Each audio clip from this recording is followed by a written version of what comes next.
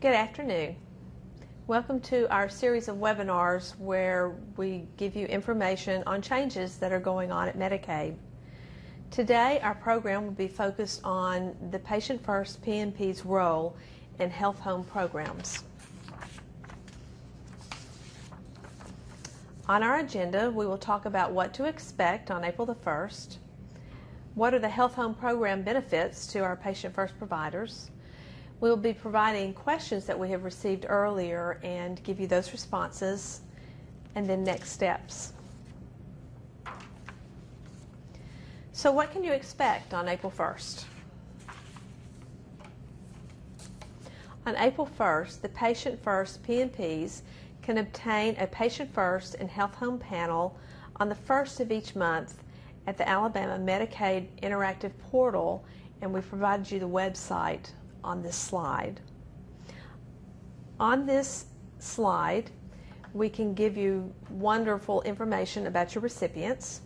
That will include your panel size, who your recipients are, the pending recipients, those that you currently have, and those that are being terminated.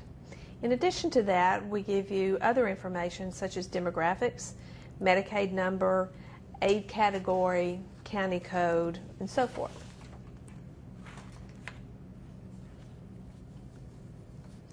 There will be significant changes to your payments April 1st. Those Patient First PMPs who have contracted with a health home will receive $8.50 for each recipient each month that qualify for a health home program. In order to qualify for the health home program, your patients will need to have 2 chronic conditions, 1 chronic condition and be at risk for another, or a serious or persistent behavioral health diagnosis. Some of these chronic conditions may include asthma, diabetes, HIV, obesity, and sickle cell. For those that do not have these chronic conditions, who do not qualify for health home services, you will receive 50 cents for those patients each month. For the PMPs who do not contract with the health home services, you will be receiving only 50 cents for each patient each month. The case management fees will continue to be made on the first check write of the month to all of the Patient First PMPs. Changes are also being made to the capitations payment listing. This report is available for download by Patient First PMPs after the first check write each month via the interactive web portal. We've made these changes to prepare for the transitions to the regional care organizations as well as the health home. On this screenshot, you can see how this has changed. It has the information that you already have access to, such as recipient name, effective date, end date, the amount paid, and the adjusted account. To the far right, you can see the new column, and that is RCO, and you'll have a code there for each one of those. And these are the probationary RCOs that the patient has been assigned to or they have chosen. At the end of this report, you'll see a legend that will coincide with the code and the probationary RCO that is assigned to.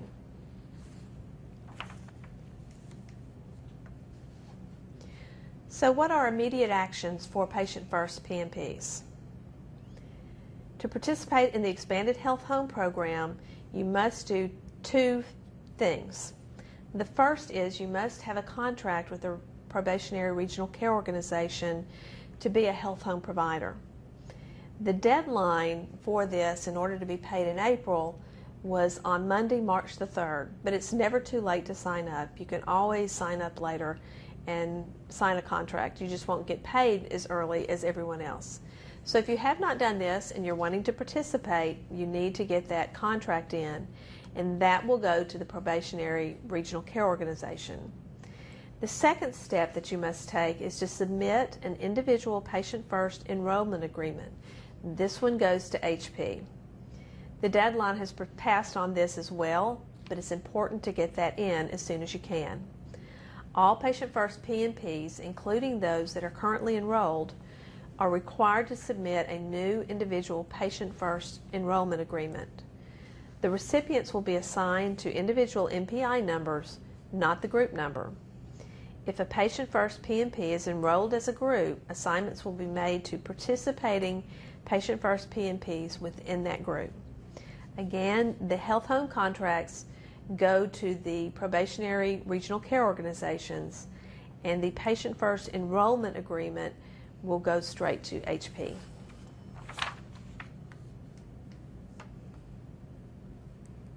So what is your responsibility as a patient-first PMP who decides to contract with a health home? First, you need to sign the contract. Second, anticipate contact from that probationary regional care organization to provide you more information, including meetings and trainings centered around the health home program. You'll be required to participate in regional quarterly medical management meetings, and I will go into detail a little bit later in this webinar on that. And then refer your recipients to the health homes in the probationary regional care organizations who might need resources. On this slide, you can see the contact information for people at the probationary regional care organizations that are working in the health home program. You will notice there are only 6 on this list. You might remember that we have 11 probationary regional care organizations, and out of that 11, we have 6 probationary regional care organizations that are providing health home services. In Region A, we have 2 for you to choose from: Alabama Community Care, Region A, and My Care, Alabama. You may select to contract with none of the above. You may select to contract one of these, or you can contract with both if you choose to. In Region B, we have Alabama Care Plan. Region C, we have Alabama Community Care, Region C. In D, we have Care Network of Alabama. And in E, we have Gulf Coast Regional Care Organization. So how will these health home programs benefit you as a patient-first PMP? We have several services that I want to share with you today, as well as some success stories that we have from the patient care networks that have been serving as our health home providers over the last 2 or 3 years. The first one is care coordination. Care coordination services are provided by nurses and licensed social workers in your area through the health homes. They will meet with the patients face-to-face to complete an assessment to determine what needs they have and what strengths they have.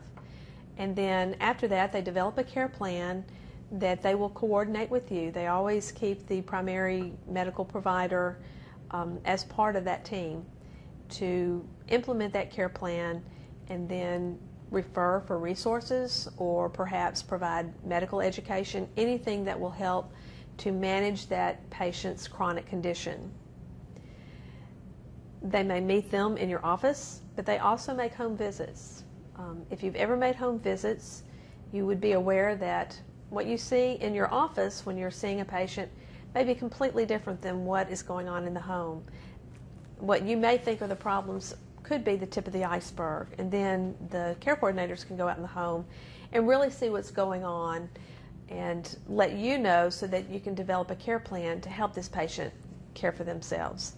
You'd be amazed at how many homes our health home providers go into where there is no food in the house or they're about to get evicted.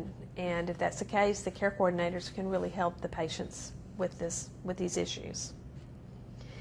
The second service is transitional care, and this is to assist the patient in transitioning from one setting to another level of care.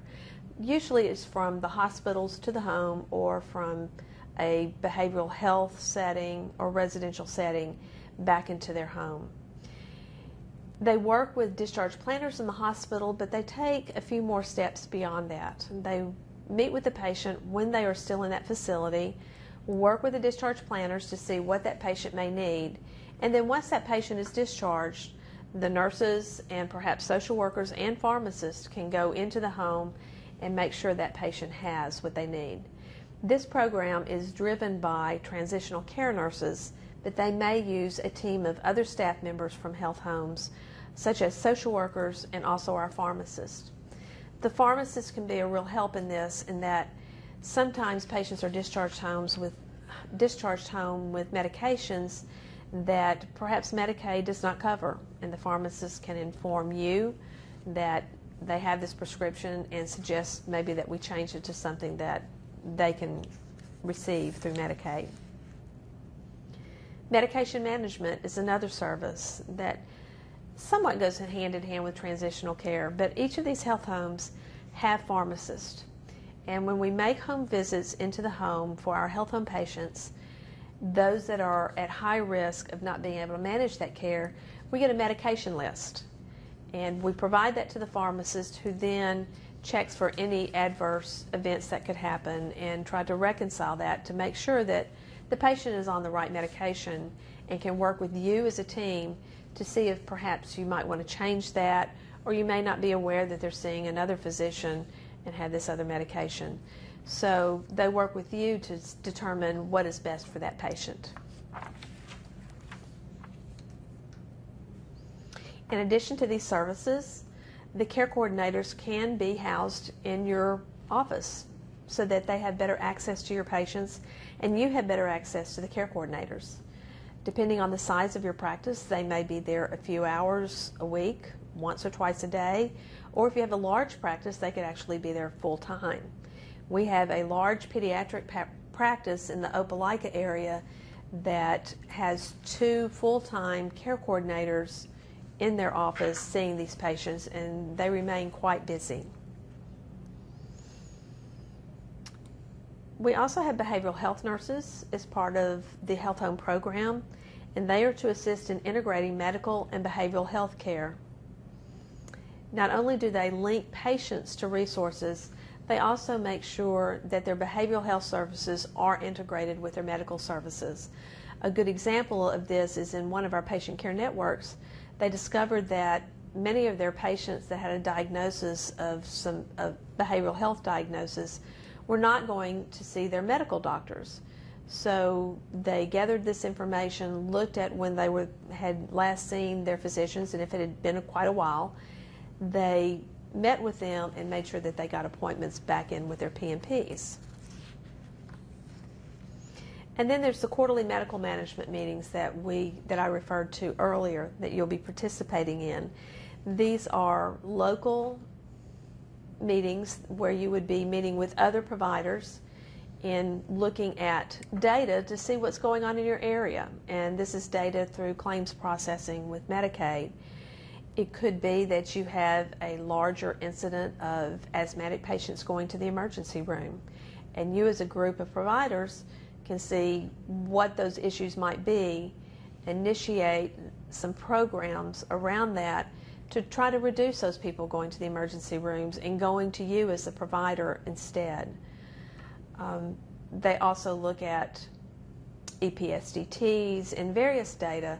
You might also discover that in looking at the data, there are some practices out there who have been highly successful in a particular diagnosis. Maybe they're doing some great things with obesity, and you can learn from each other on how to tackle some of these problems that you face every day. I'm now going to share with you a couple of success stories. One of these success stories is that a patient was referred by a Medicaid provider who presented to the emergency room with a blood sugar greater than 400. This had not been his first visit to the emergency room. He had been there 2 times that month, and a couple of months before he had gone again for chest pains and high blood sugar. The patient was a 52-year-old male who was mildly mentally retarded that lived in a single-wide, non-air conditioned or heated home with plywood floors. He had very little money for medications and for food. And in fact, because he could not read or write, he had to depend on others to pay those bills for him, and there was never anything left at the end of the month. In partnership with DHR, the care coordinators were able to find an assisted living that would allow him to come with a reduced rent. He moved into this facility, and was able to receive 3 healthy meals a day. He had someone to remind him of his medications, and he was able to manage his money better through the assistance of the assisted living. Because of this, he has not been back to the emergency room and is feeling significantly better and enjoying his new facility. So the quality of his life has gone up significantly. If a care coordination referral had not been made, that physician may not have known the conditions that that patient was in. Another example is a 49-year-old patient who was diagnosed with asthma and diabetes. They were referred to the health home because they had been to the emergency room 5 times over a 10-month period. During that time, they had also lost a significant other, and that was a factor in how they were managing their health. After the care coordinator visited the home, the health home was able to provide for that patient a blood glucose monitor, test strips, as well as education on using the monitor, effects of smoking and asthma, and a referral to a grief support group. After these interventions, and after 4 months of care coordination in the network, the patient has not visited the emergency room in those 4 months. They have kept all of their PMP visits and have obtained employment during that time. In addition, their hemoglobin A1C has gone down significantly. So you can see how the impact of care coordination and working as a team as health home staff, including the PMP, has made a difference in the lives of these 2 patients.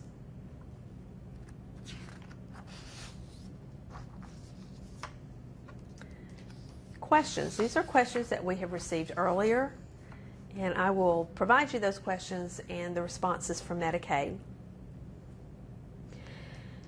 Question. Will patients that are in the health home services be homebound and receive home health services and not come to the doctor visits? Well, this is not a home health program. This is a health home program. We're not the ones that came up with this name. This was created by CMS. Maybe it should confuse us all.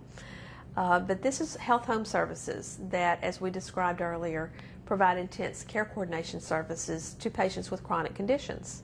That doesn't mean they can't use home health. A health home staff may actually make a referral for home health. So they can be homebound, they may not be homebound. They're really not related, but that has certainly been a confusion that people have had. What is panel size?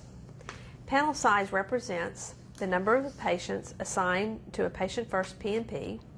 Specialists do not have assigned recipients. Generally, PMPs may have up to 1,200 patients, although that may be increased up to 2,000 if the physician has extenders. And at the moment, we have a limit of 2 extenders per physician. How does the health home program affect a PMP's current patient first panel? Implementation of the health home program will not change a PMP's current panel. Patient first recipients will continue to have the ability to choose a doctor or clinic for their PMP and change PMPs as is presently done. Question. We are only accepting current patients that are on roster or those current patients that for some reason become Medicaid eligible. Do we have to accept other new patients? There are no anticipated changes to what you are doing now, so PMPs can determine their panel sizes just as they always have. Question. I currently have a disease-specific clinic, HIV, but I provide primary care to Medicaid recipients with that specific disease. If I were to sign up for the health home program, do I have to see non-HIV Medicaid patients as well? No. Again, you can do what you have always been doing and your panel may remain the same. Question. Can I have patients in both a health home and in patient first? What if some of my patients choose not to participate in the health home but are still in the patient first program in the next 1 to 2 years? Answer. Yes. In order to participate in the health home, the patient must be in the patient first program or opt in the program as a dual eligible recipient. It's the choice of all qualified recipients whether or not they participate in the health home program. Question: is the case management fee for patient first recipients or just those recipients with those specific chronic conditions? Again, the case management fee for your patient first recipients is 50 cents. If you sign a contract with the health homes, you will receive an additional $8 for those with chronic conditions. So if you add the 50 cents that you're getting for those patient first patients and the $8, you'll be receiving $8.50 for those in the health home if you contract with the health home, and then 50 cents for all others. So what are the next steps? Well, the agency wants to support you in any way we can, and we try to do that by reaching out in different ways. One is if you have any questions about regional care organizations, such as contracts, letter of intents, when is it starting, you may submit your question to the RCO portal at rcoportal@medicaid.gov, and we have provided that email address here.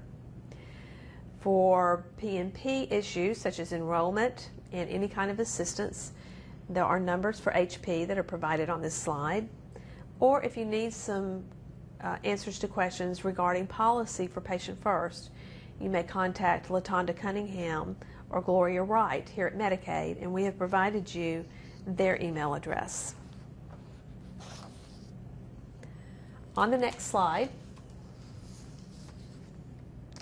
we have a list of our PMP representatives through HP. They do an excellent job, and we have their names here listed as well as their extensions and their phone numbers.